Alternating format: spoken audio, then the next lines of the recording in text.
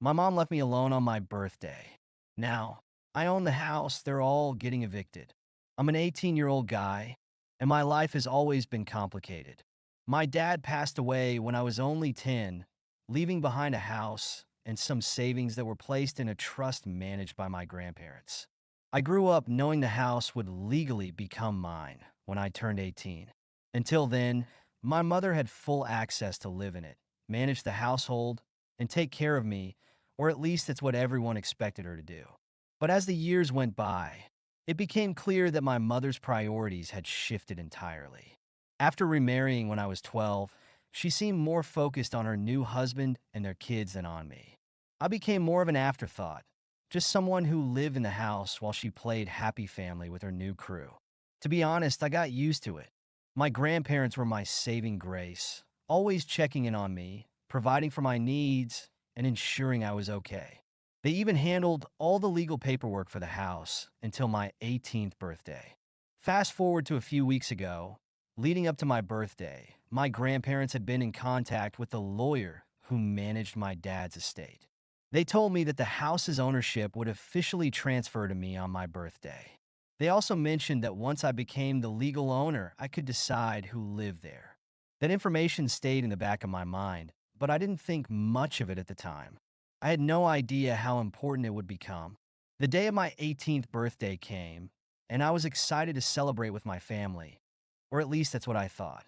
The night before, my mom mentioned casually, "Oh, by the way, we're heading to a resort tomorrow for a vacation. It's just me, your stepdad, and the kids. You don't mind, right? You're old enough to stay here alone." I stared at her, stunned. "You're going on vacation on my birthday?" I asked.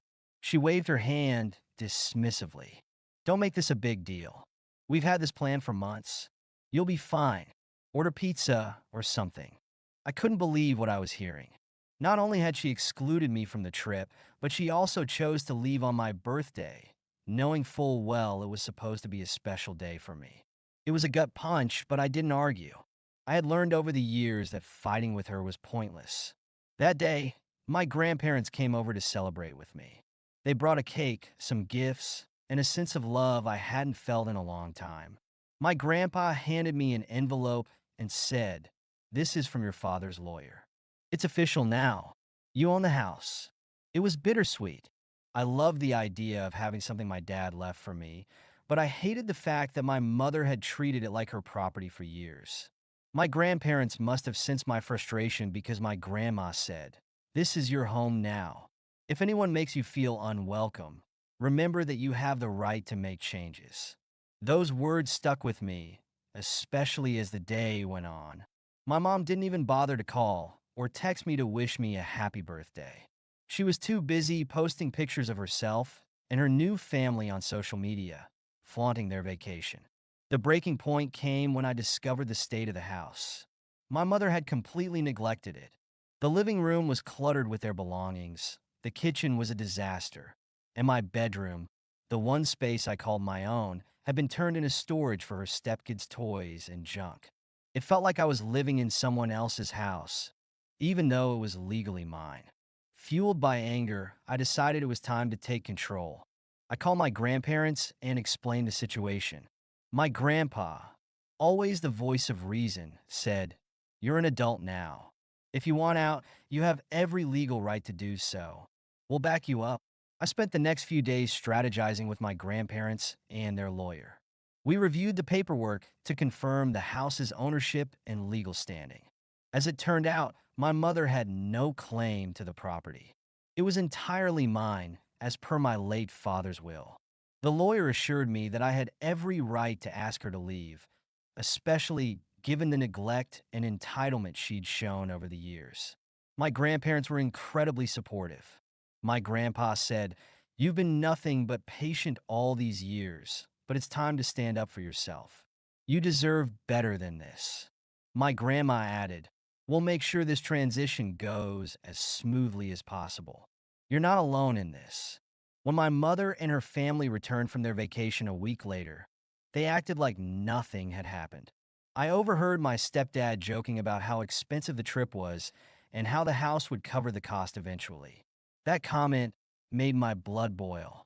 It was clear they had no respect for the fact that the house belonged to me. They treated it like their personal property, a free ride they could exploit indefinitely. That night, I confronted my mom in the kitchen. "We need to talk," I said, trying to keep my voice calm. She barely looked up from her phone. "What's up?" "I want you and your family to move out," I said firmly. "This is my house now, and I'm done being treated like a guest in my own home." She stared at me like I'd grown a second head. "What are you talking about? This is our home. You're just a kid." "No, it's not," I shot back. "It's mine. Legally. Dad left it to me, and I have the paperwork to prove it." Her face turned red, and she sputtered. "You can't just kick us out. Where are we supposed to go?" "That's not my problem," I said coldly. "You've had years to figure out your situation, but instead, you chose to treat me like an afterthought. Now, I'm taking control." The shouting match that followed was something I'll never forget. My mother called me ungrateful, selfish, and every other name under the sun. My stepdad joined in, accusing me of being a spoiled brat. Even my step-siblings got involved, whining about how unfair it was. But I stood my ground. "I'm not the one who abandoned their kid on their birthday to go on vacation," I reminded her. "I've put up with your behavior for years, but I'm done. You have 30 days to pack up and leave." The next morning, my grandparents arrived with my uncle and aunt to help me enforce the decision. They were a united front, ready to back me up in case things got ugly. My grandpa handed my mom a formal eviction notice, prepared by the lawyer, and explained that she had no legal grounds to fight it. My mom tried every trick in the book to manipulate me. She cried, begged, and even tried to guilt-trip me by saying, "Your father would be so disappointed in you." That line hit me hard, but my grandma quickly stepped in. "Don't you dare use his memory to justify your selfishness," she said sharply. "You've taken advantage of him and his son for long enough." As the weeks went by, the tension in the house was unbearable. My mom and stepdad refused to pack, hoping I'd cave under the pressure. But with my grandparents' support, I held firm. My uncle even offered to help me change the locks if they didn't leave voluntarily. Eventually, my mom realized I wasn't bluffing. On the final day of the eviction notice, she and her family loaded up their belongings and left. There were no heartfelt goodbyes, no apologies, just bitter glares and muttered insults. When the door finally shut behind them, I felt an overwhelming sense of relief. For the first time in years, the house truly felt like mine. My grandparents and I spent the next few days cleaning and reorganizing, turning it into a home I could feel proud of. My grandma even helped me redecorate my room, which had been turned into a dumping ground for my step-siblings' toys. It was a fresh start, and I was determined to make the most of it. But my mother wasn't done causing trouble. A week later, she showed up at the house unannounced, banging on the door. "You can't just kick us out like this," she screamed when I opened it. "This is my home too." "No, it's not," I said calmly. "You had years to make it yours, but you treated it like a free ride. Now it's mine, and you're not welcome here." She tried to push past me, but my grandpa, who was visiting that day, stepped in. "You need to leave," he said firmly. "This is his house, and you have no right to be here." Her tone shifted from anger to desperation. "Where are we supposed to go? We have nowhere else." "That's not our responsibility," my grandpa replied. "You've made your choices. Now it's time to live with the consequences." Realizing she wasn't going to get anywhere, she left, but not before hurling a few choice insults my way. It hurt, but I reminded myself that I wasn't doing anything wrong.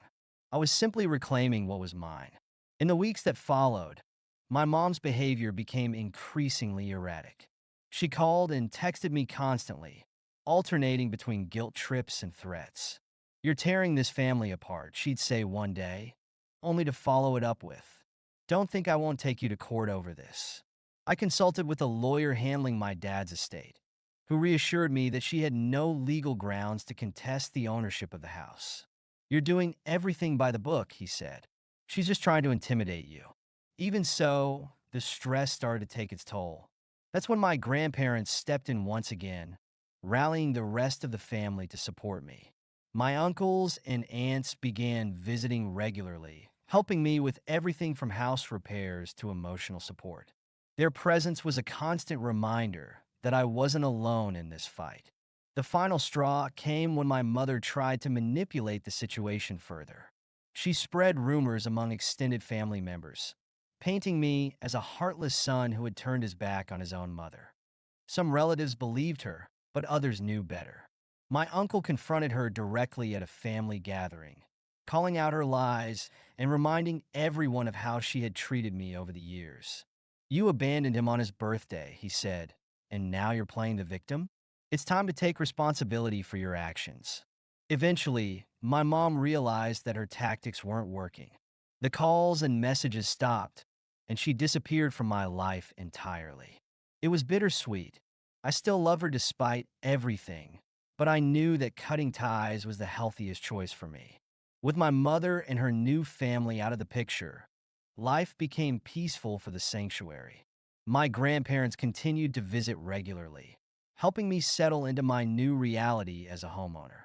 My aunts and uncles pitched in with advice and support, ensuring I never felt overwhelmed. The sense of independence was empowering. I enrolled in community college, started working part-time, and began planning for my future.